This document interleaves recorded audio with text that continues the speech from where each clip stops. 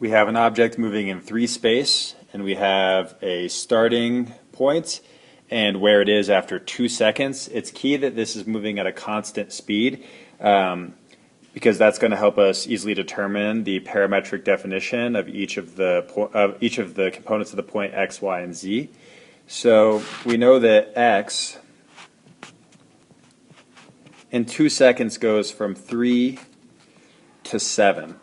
And that's in 2 seconds. So every second, how much are we increasing? Well, it's a net increase of 4 every 2 seconds, which means we're increasing by 2 every second.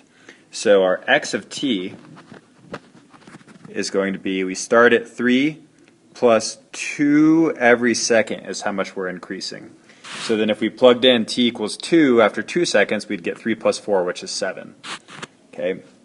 Now y goes from -1 to 5, which is an increase of 6 in 2 seconds, which means we're increasing by 3 every second. So we say y of t equals -1 plus 3t. And then we see that z is going from 2 to -8.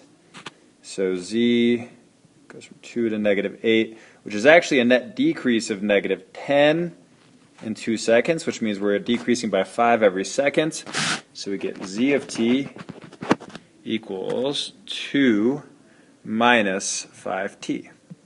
So then that's our x, y, and z to create our vector that is going to define the path. We say qt equals, and it's just x of t comma y of t comma z of t.